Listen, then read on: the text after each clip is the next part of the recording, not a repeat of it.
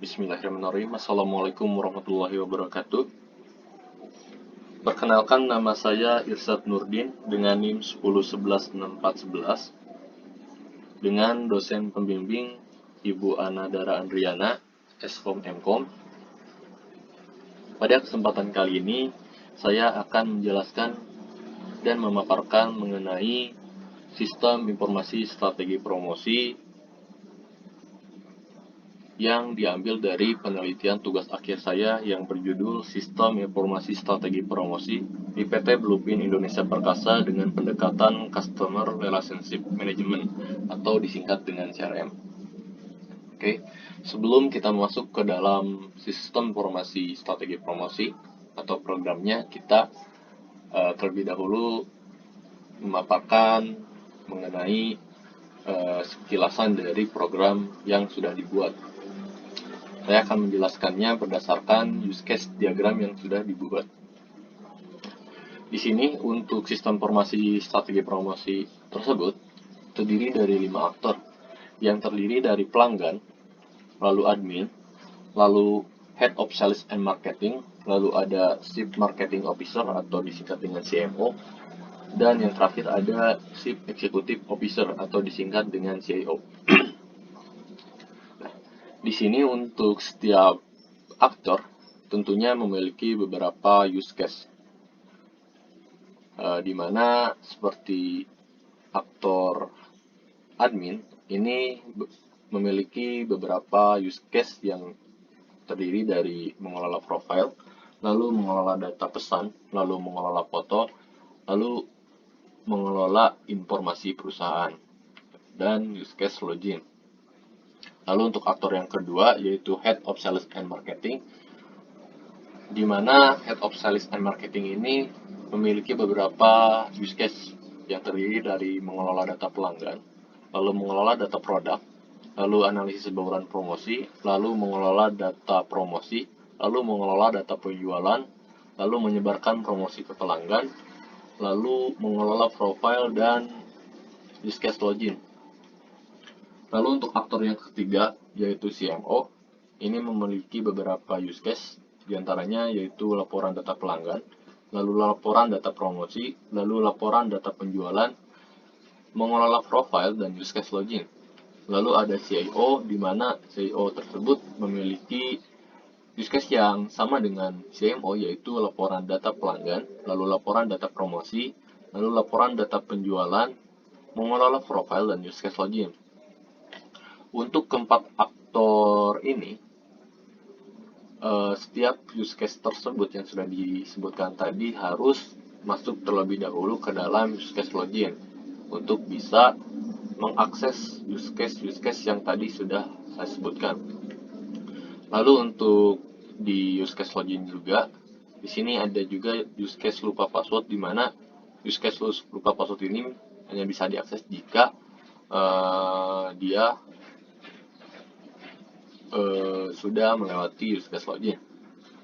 Lalu di lupa password juga nantinya ada use case reset password, di mana reset password ini bisa dibuka jikalau lupa password tersebut sudah diproses terlebih dahulu, yang nantinya akan dikirimkan melalui email si penggunanya.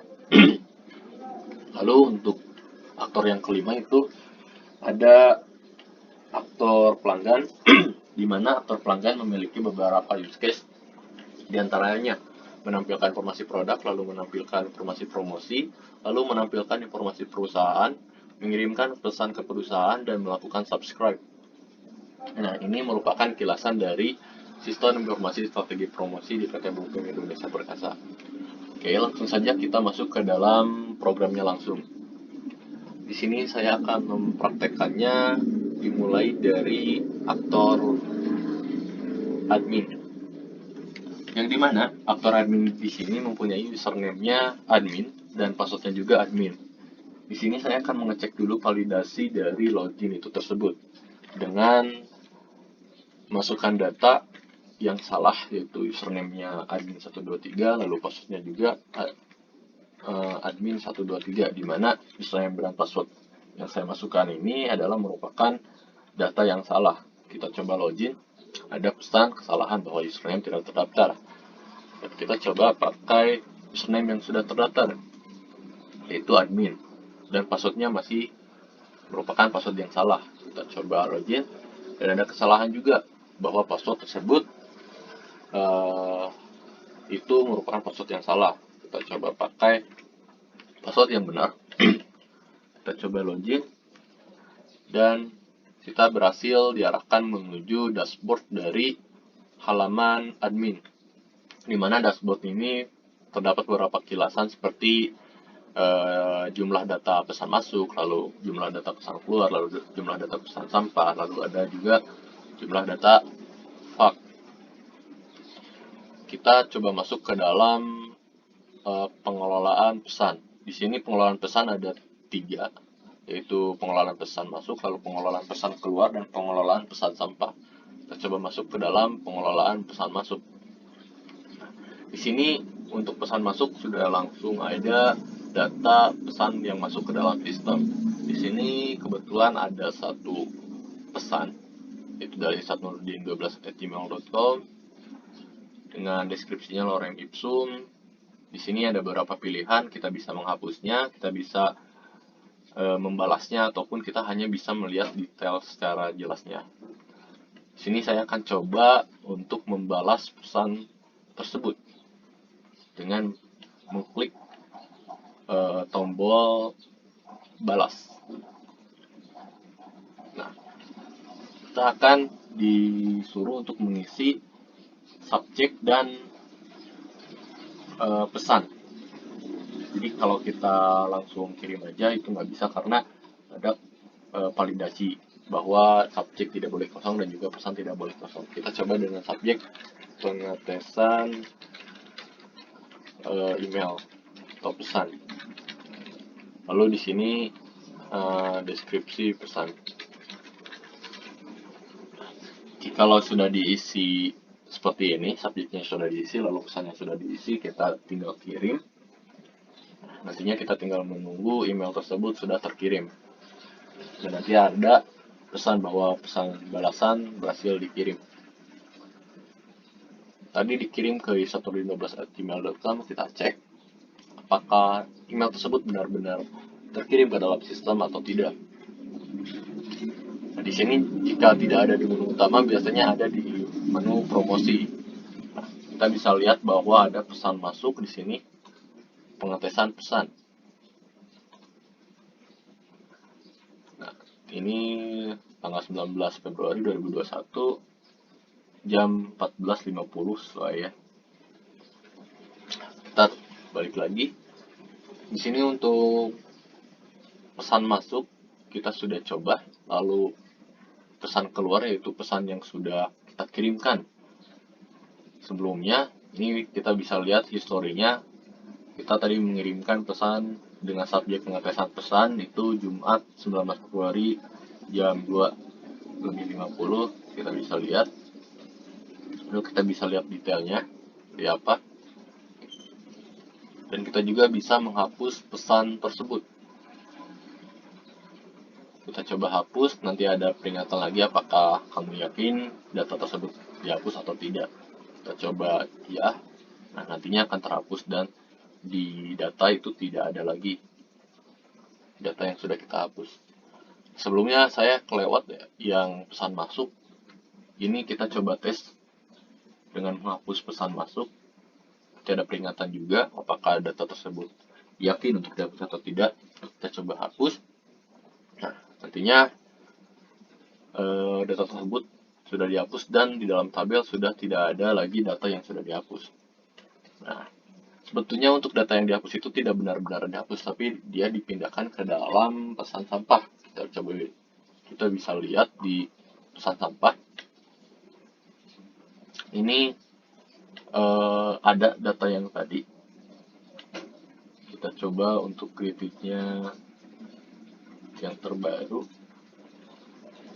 Nah, ini adalah data-data yang sudah dihapus sebelumnya. Lalu kita masuk ke dalam pengelolaan foto.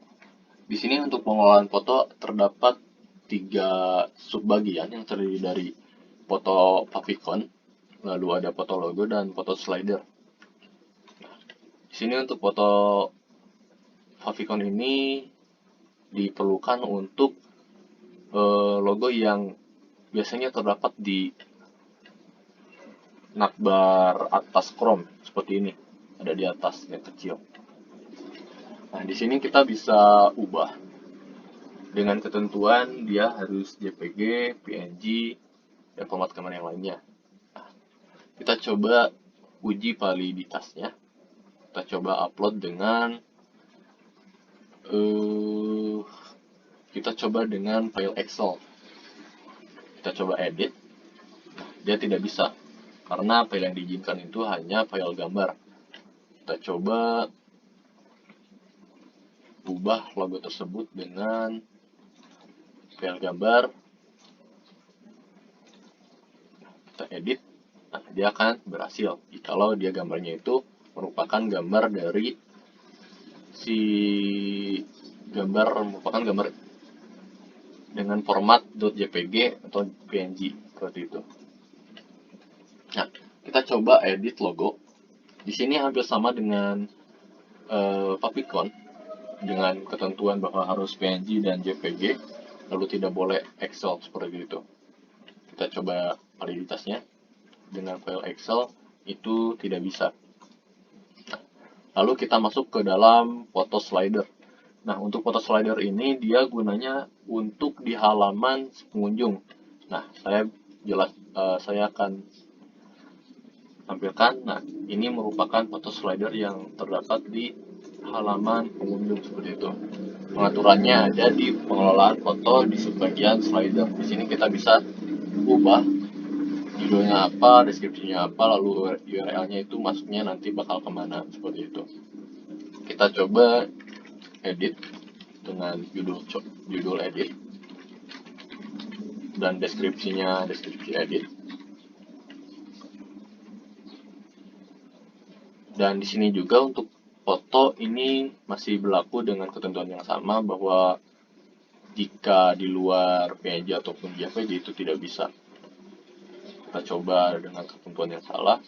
Nah, dia akan menampilkan pesan error. Kita coba edit tanpa mengubah fotonya dengan judul edit dan deskripsi edit. Kita edit, maka akan muncul pesan berhasil dan kita coba refresh. Di sini masih judul 1 dan deskripsi pagar 1. Kita coba refresh dan nantinya akan berganti judul edit dengan deskripsi edit, dan ini merupakan URL. Nah, lalu yang keempat itu ada pengelolaan data perusahaan. Di sini ada beberapa data yang terdiri dari informasi mengenai tentang perusahaan, lalu ada kontak perusahaan, lalu ada FAQ, lalu ada kebijakan privasi dan syarat ketentuan. Kita coba untuk tentang perusahaan di sini digunakan di menu tentang perusahaan yang ada di halaman pengunjung seperti itu. Saya akan perlihatkan terlebih dahulu menu tentang. Nah, pengaturan tadi diperlukan untuk mengatur halaman tentang perusahaan yang ada di halaman pengunjung seperti itu. Di sini kita coba untuk edit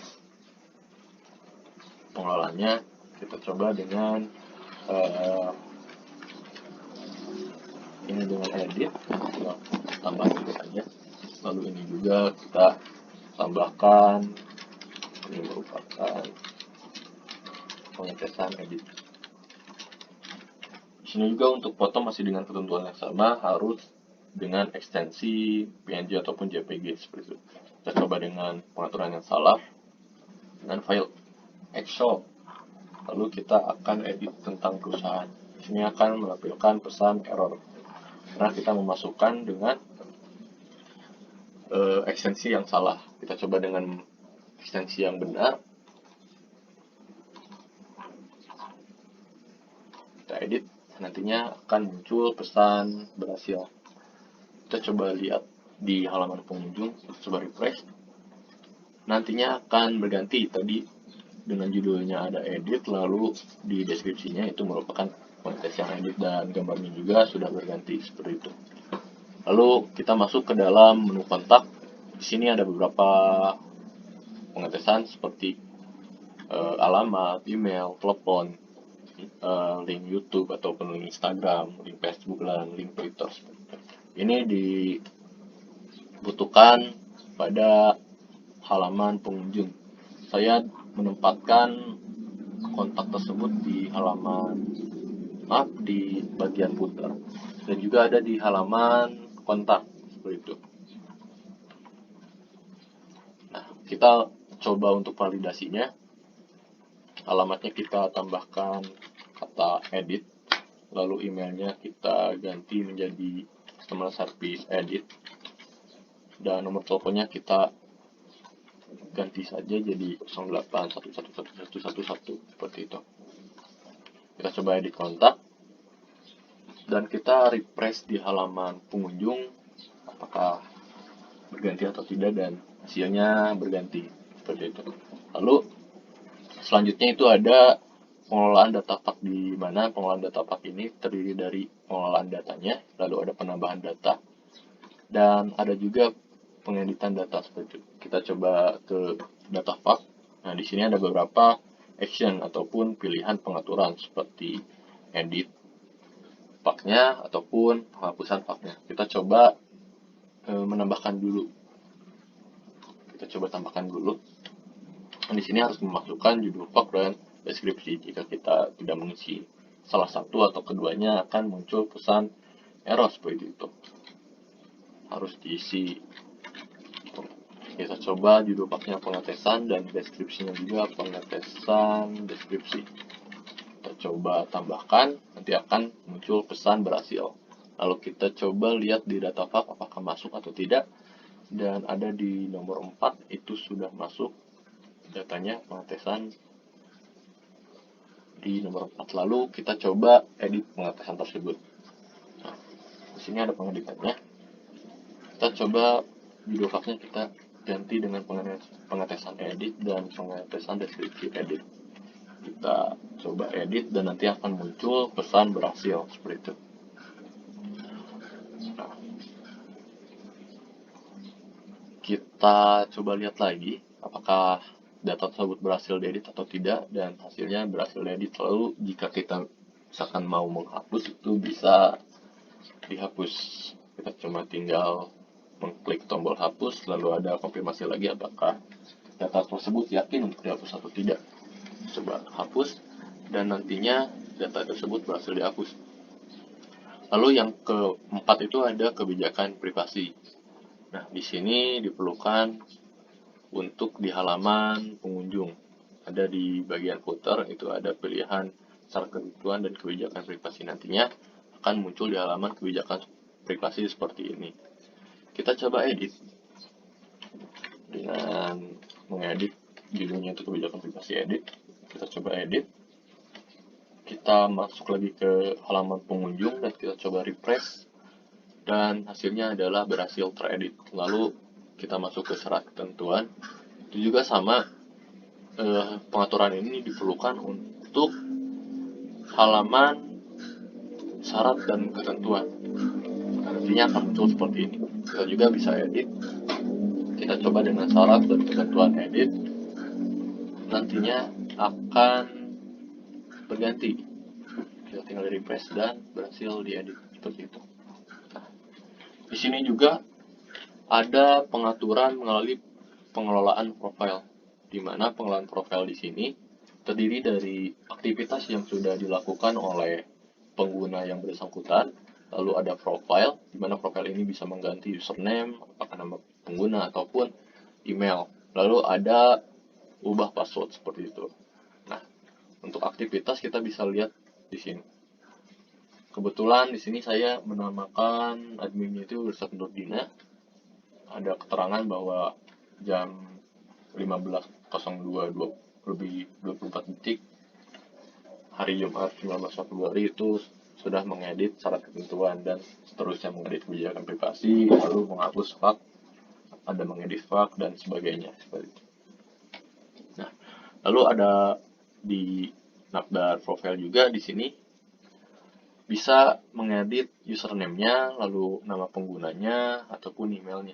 Kita coba nama penggunanya jadi Satnurdin edit dan emailnya kita ganti jadi Satnurdin 1221. Kita perbaharui. Nantinya akan muncul pesan berhasil seperti itu.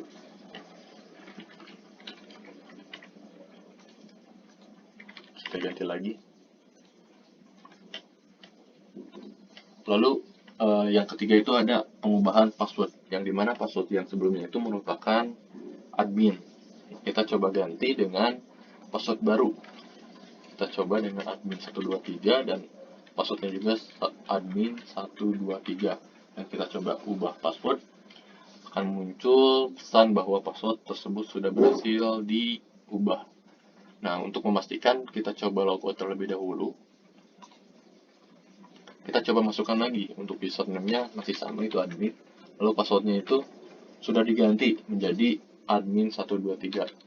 Kita coba dengan admin terlebih dahulu. Ini password salah karena kita sudah mengganti sebelumnya. Kita coba dengan password yang baru, admin 123, dan kita coba login dan berhasil seperti itu.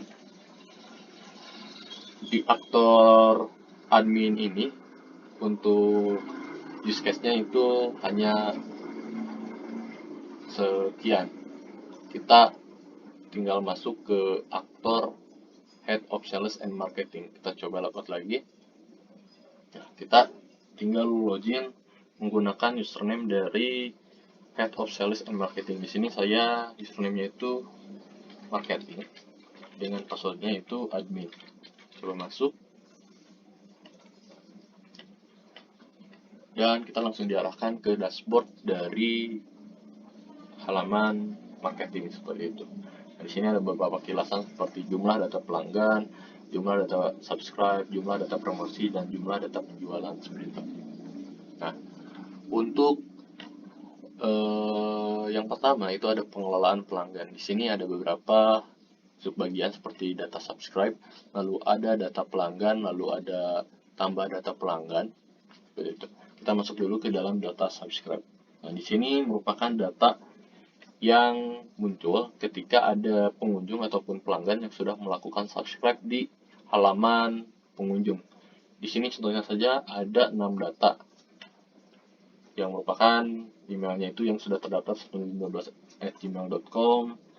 Dia mendaftarkan dirinya pada hari Sabtu 5 Desember 2020 seperti itu. Kita coba tambahkan data. Karena di sini data subscribe itu dilakukan jika ada pengunjung yang melakukan subscribe di halaman pengunjung, kita masuk dulu ke halaman pengunjung. Itu untuk halaman subscribe itu ada di bagian footer. Nah, kita bisa tinggal masukkan email pengunjungnya di sini seperti itu. Nah, kita coba masukkan dulu dengan email yang sudah terdaftar. Nah, ini akan muncul kesalahan karena email yang sudah terdaftar itu tidak bisa duplikat. Jadi hanya satu dari setiap email tersebut, jadi tidak bisa duplikat.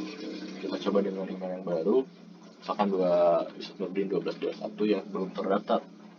Kita lakukan, akan muncul pesan sukses. Dan kita tinggal mengecek di sini.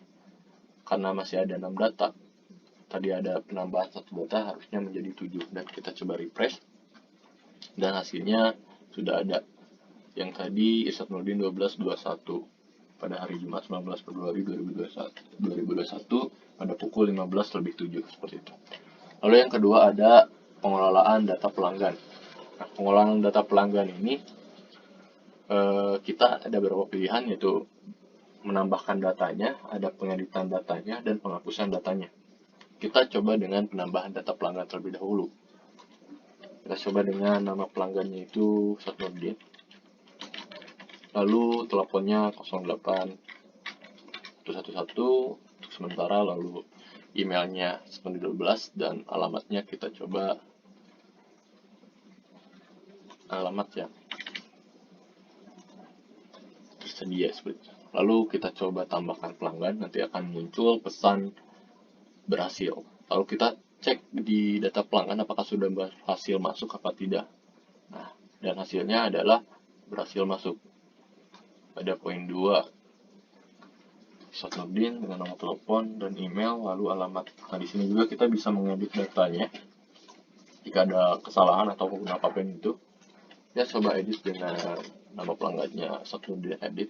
Kita coba edit. Kita balik lagi ke data pelanggan dan kita menemukan bahwa data tersebut berhasil diedit. Jikalau kita mau menghapus data, kita tinggal masuk ke action di tombol hapus seperti itu. Kita tinggal klik tombol delete lalu akan muncul konfirmasi bahwa data tersebut apakah yakin untuk dihapus atau tidak. Jika yakin, tinggal pilih ya, hapus data, dan data tersebut berhasil dihapus. Lalu untuk selanjutnya itu ada pengelolaan data produk. Di sini ada beberapa subbagian yang terdiri dari data produk dan data kategori produk. Nah, untuk data produk di sini terdapat beberapa pilihan action seperti penonaktifan produk dan pengaktifan produk, lalu pengeditan produk dan penambahan data produk. Di sini saya akan mencoba untuk menambahkan data produk terlebih dahulu. Nah, kita bisa lihat di sini ada tanda bintang, itu merupakan form yang wajib diisi, dan yang tidak ada tanda bintang itu merupakan form yang tidak wajib untuk diisi seperti itu. Ketika kita tambahkan dengan data yang masih kosong, itu akan muncul pesan error seperti itu, bahwa form itu harus diisi. Kita coba masukkan kode produknya Nurdin 253, misalkan 2534 253. Lalu nama produknya itu komputer misalkan. Lalu di sini untuk kategorinya kita bisa memilih apakah masuk ke kategori mana, kita masukkan apa, JAL misalkan, lalu harganya berapa, 100.000, lalu deskripsinya apa.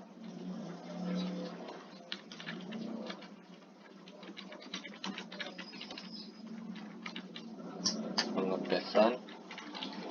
Nah, di sini untuk beratnya itu karena tidak wajib, kita coba untuk skip dulu, atau boleh isi juga sebetulnya. Kita coba masukkan 1,5 gram, 1,5 kg.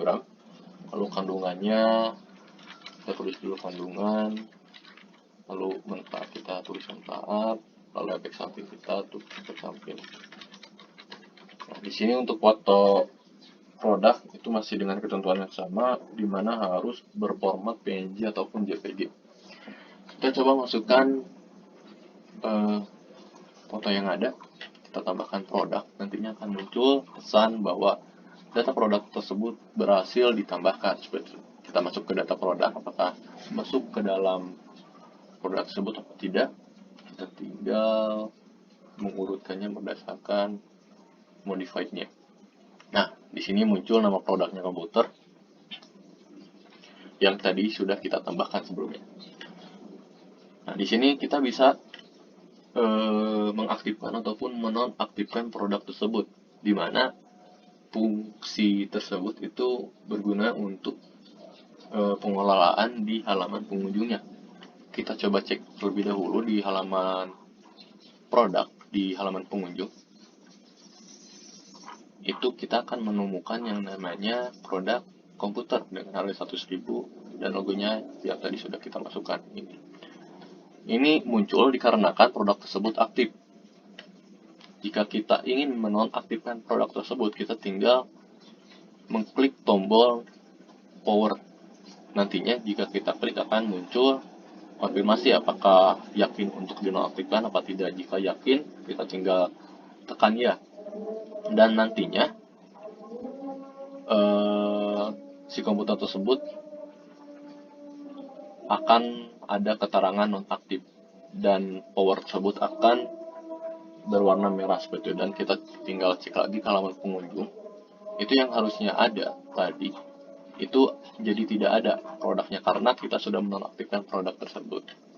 Lalu jika kita ingin mengaktifkan lagi, kita cuma tinggal menekan tombol aktif. Kita coba refresh, nantinya akan muncul kembali. Nah, di sini juga kita bisa mengedit si data produk tersebut jika ada kesalahan ataupun apapun itu. Kita coba nama produknya kita edit dengan komputer edit seperti itu. Kita tinggal edit produk dan nantinya kita refresh lagi, nantinya akan berganti menjadi komputer edit, dan di data produk pun dia akan berganti menjadi komputer edit seperti itu. Nah, lalu di kelola produk juga ada pengelolaan terhadap kategori produk.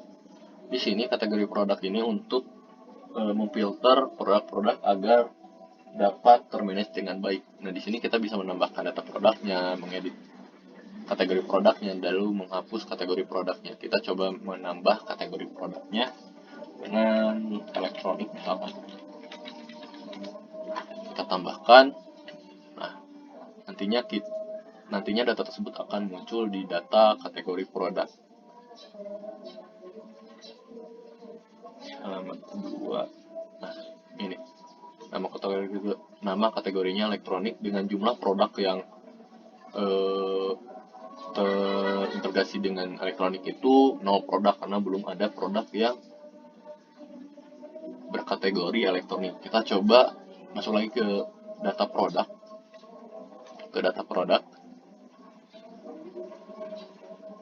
Kita coba edit komputer edit ini menjadi kategorinya itu elektronik dan kita coba simpan. Kita masuk lagi ke data kategori produk. Nantinya kategori elektronik ini akan berjumlah 1 produk seperti itu. Nah, itu untuk pengelolaan produk. Lalu yang ketiga itu ada analisis bauran promosi. Di sini analisis bauran promosi ini didapat dari proses pengolahan data promosi dan data penjualan. Itu nantinya akan diproses dengan perhitungan regresi linear berganda. Nah, kita coba klik.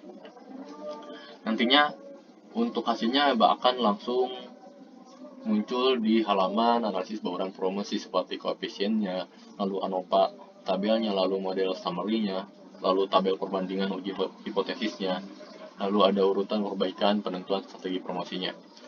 Nah, di sini sebetulnya untuk koefisien itu kita bisa lihat koefisiennya bahwa konstan itu 89.617.425, di mana konstan ini merupakan jika variabel perikanan, lalu variabel promosi penjualan, lalu variabel hubungan masyarakat itu bernilai 0, maka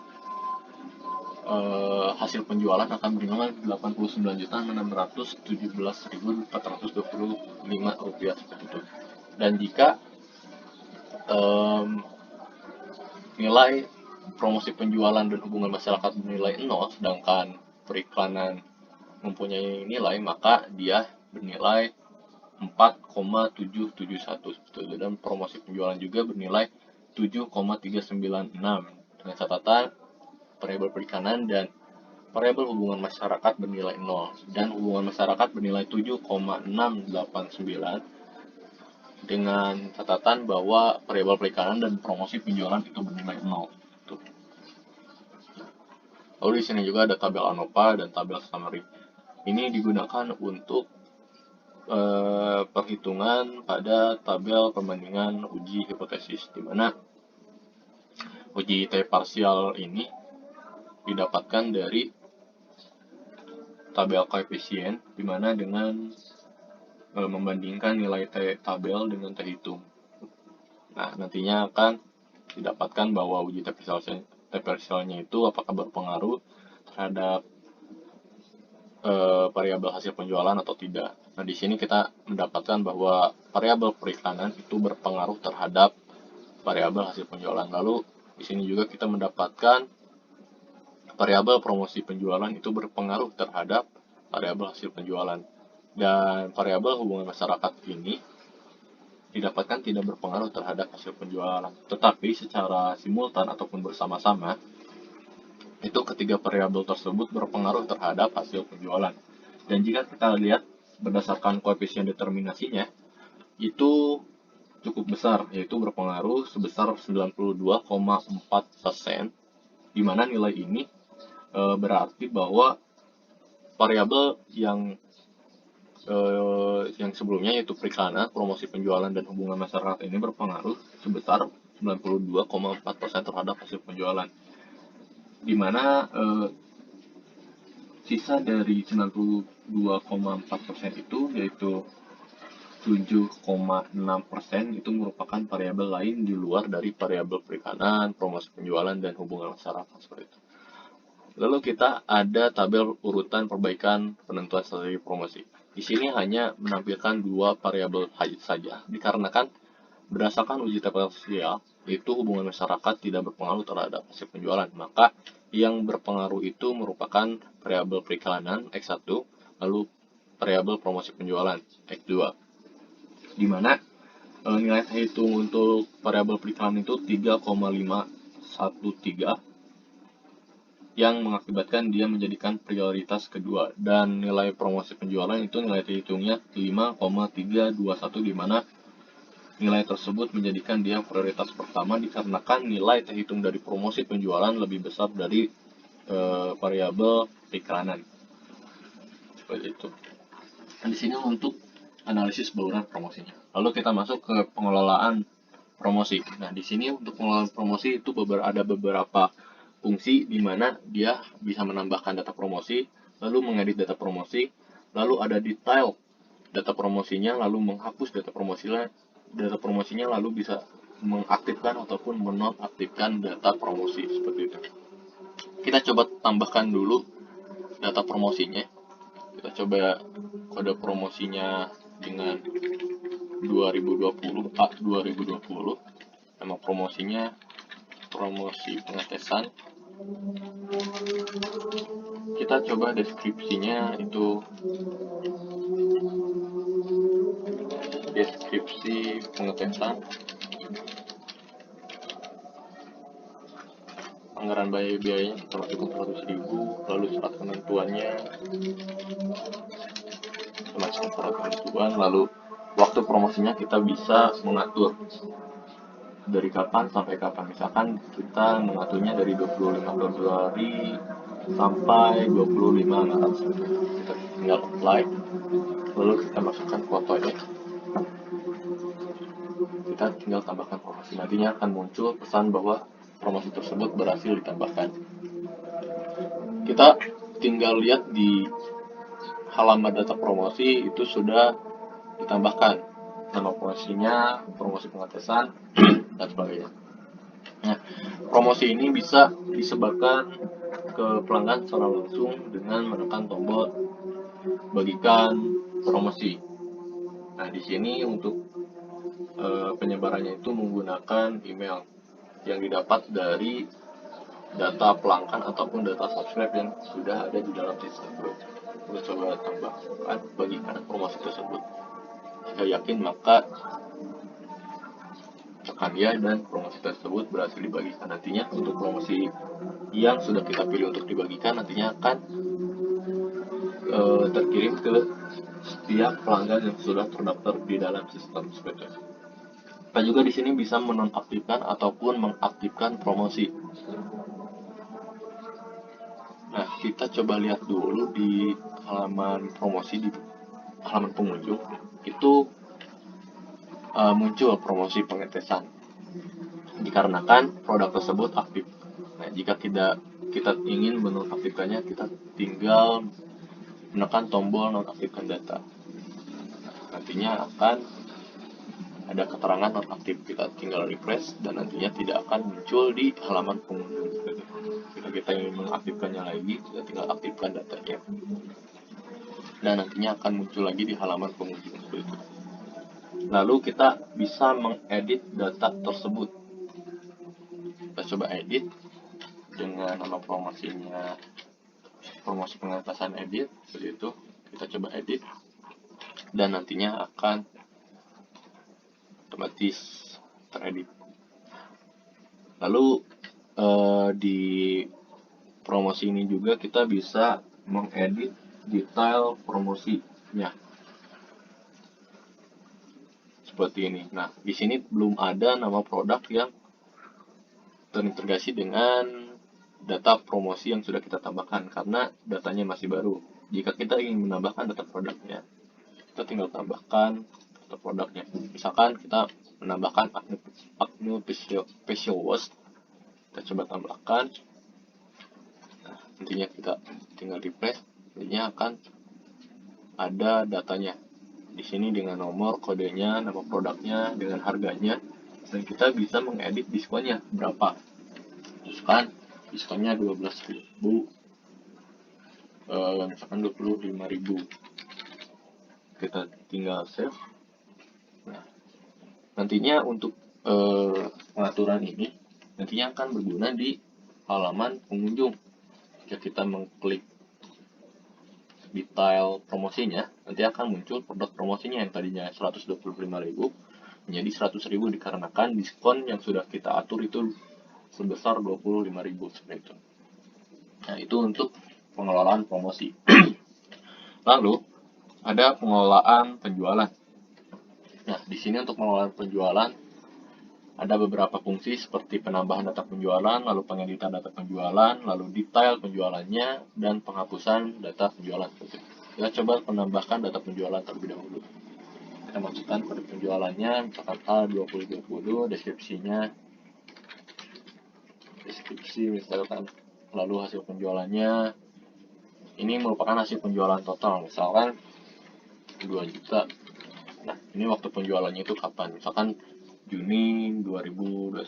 Kita tinggal tambahkan penjualan, nantinya akan muncul pesan berhasil. Kita masuk ke data penjualan, itu akan muncul data yang tadi sudah kita tambahkan. Yaitu untuk penjualannya Juni 2021 ini. Nah, di sini kita bisa mengedit. Misalkan kita mau edit menjadi deskripsi edit. Nah, kita tinggal edit data penjualannya, nantinya akan otomatis tersimpan. Gitu. Nah, sudah berhasil diedit. Kita juga bisa mengedit detail dari penjualannya. Jadi ini untuk mengatur dari segi manajemen produk yang sudah terjualnya seperti itu. Misalkan kita menambahkan dulu produk yang pertama itu acne facial wash, kita coba tambahkan. Nantinya kita cuma tinggal mengedit kuantitas penjualannya itu berapa, misalkan jadi 100 buah dan hasil penjualannya itu berapa.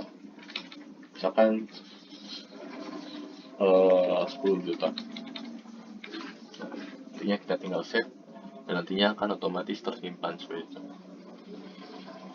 Di sini juga kita bisa menghapus data penjualannya. Kita coba hapus lagi data yang sudah kita tambahkan sebelumnya. Nantinya akan ada konfirmasi apakah yakin atau tidak. Jika ya, tinggal ya, nantinya akan terhapus. Dan hasilnya data tersebut berhasil dihapus seperti itu. Nah, di sini juga ada pengelolaan profile. Untuk pengelolaan profile sebetulnya hampir sama dengan pengelolaan profile di aktor admin, tidak ada bedanya. Jadi untuk pengelolaan profile saya tidak akan menjelaskan lagi. Kita langsung masuk ke aktor CMO. Kita coba login dulu. Username-nya itu CMO, lalu password-nya itu admin. Nah, untuk di halaman CMO ini maksud saya, itu ada beberapa pengelolaan seperti ada beberapa fungsi seperti laporan data pelanggan, laporan data promosi, dan laporan data penjualan. Kita masuk dulu ke laporan data pelanggan, itu ada subbagian juga. Yang pertama itu mengenai data subscribe-nya, lalu ada mengenai data pelanggannya. Kita coba masuk ke data subscribe. Nah, di sini kita bisa melihat data yang sudah mensubscribe sistem ini. Lalu ada juga laporan data penjualan, data pelanggan. Maaf. Nah, untuk data pelanggan ini kita bisa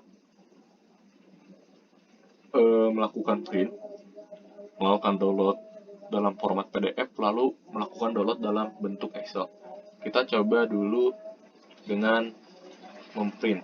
Nah, nantinya akan muncul seperti ini. Jadi kita tinggal memprint data pelanggan yang sudah ada di sistem. Nah, misalkan kita mau dalam bentuk Excel, artinya kita tinggal pilih menu Excel seperti itu. Kita juga bisa memilih dalam bentuk PDF. Nah, ini untuk menu Excel-nya.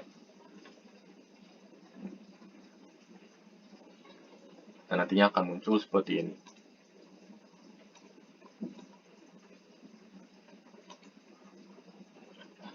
Lalu kita juga bisa melihat laporan data promosi. Nah, untuk laporan data promosi juga hampir sama kayak tadi, kita bisa memprintnya.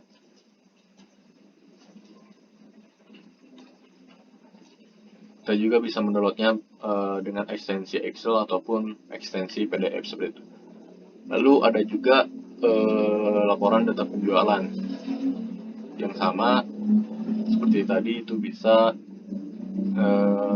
memprintnya langsung ataupun dalam format Excel ataupun dalam format PDF seperti itu. Kita coba lihat lebih dahulu. Nanti akan muncul seperti ini. Nah, itu untuk beberapa fungsi yang ada di halaman CMO atau Chief Marketing Officer. Nah, untuk pengelolaan profil itu sama dengan pengelolaan profil di aktor admin maupun di Head of Sales and Marketing seperti itu. Kita langsung masuk ke halaman aktor CIO dengan password admin. Itu sama dengan CMO sebetulnya, tidak ada yang beda, sama saja. Itu laporan data pelanggan yang terdiri dari data subscribe, data pelanggan, lalu laporan data promosi, sama bisa download juga dalam bentuk Excel ataupun PDF, dan juga bisa di print langsung, dan laporan data penjualan seperti itu. Untuk pengelolaan profil juga sama dengan Head of Sales Marketing, admin maupun dengan CMO. Nah, kita coba login terlebih dahulu. Seperti yang saya jelaskan sebelumnya, itu untuk di halaman login itu ada berupa use case yang namanya lupa password. Jadi nanti kalau misalkan ada keadaan di mana pengguna itu lupa akan password yang harus dimasukkan, itu kita hanya tinggal memasukkan lupa password seperti itu. Misalkan kita lupa password, nah kita tinggal memasukkan username yang terdaftarnya. Misalkan saya admin yang lupa akan password saya sendiri. Nah, misalkan kita masukkan username admin. Nah, nantinya kita tinggal tekan tombol reset. Nantinya akan muncul pesan bahwa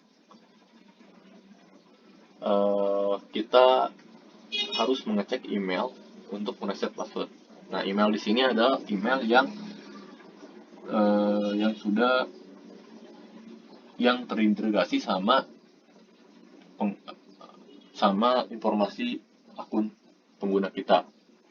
Jadi misalkan yang tadi itu untuk admin itu emailnya snowden12@gmail.com, jadi kita tinggal mengecek apakah email tersebut masuk atau tidak seperti itu. Nah, nantinya akan muncul seperti ini. Untuk mereset password nantinya akan dikirimkan URL untuk mereset password. Kita coba open new tab. Nantinya akan diarahkan ke halaman reset password. Nantinya kita tinggal memasukkan password baru dan konfirmasi password yang barunya itu. Misalkan kita password barunya itu masih admin dan ulangi passwordnya, kita salahkan dulu untuk memvalidasi.